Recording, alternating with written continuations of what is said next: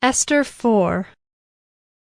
When Mordecai learned all that had been done, Mordecai tore his clothes and put on sackcloth and ashes, and went out into the midst of the city, and he cried out with a loud and bitter cry.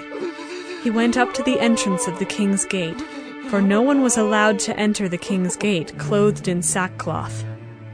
And in every province, wherever the king's command and his decree reached, there was great mourning among the Jews, with fasting and weeping and lamenting, and many of them lay in sackcloth and ashes. When Esther's young women and her eunuchs came and told her, the queen was deeply distressed. She sent garments to clothe Mordecai so that he might take off his sackcloth, but he would not accept them. Then Esther called for Hathach, one of the king's eunuchs, who had been appointed to attend her, and ordered him to go to Mordecai to learn what this was and why it was. Hathach went out to Mordecai in the open square of the city in front of the king's gate, and Mordecai told him all that had happened to him, and the exact sum of money that Haman had promised to pay into the king's treasuries for the destruction of the Jews.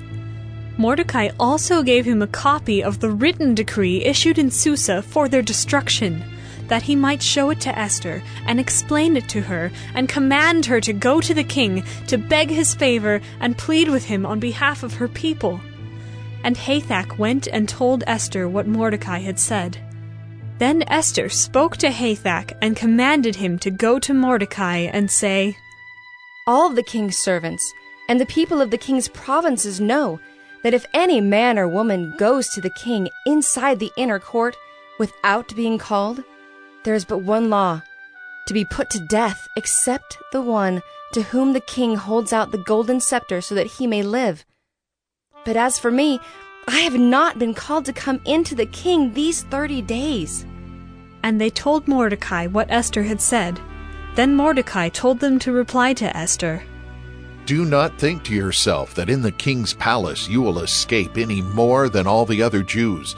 For if you keep silent at this time, relief and deliverance will rise for the Jews from another place, but you and your father's house will perish.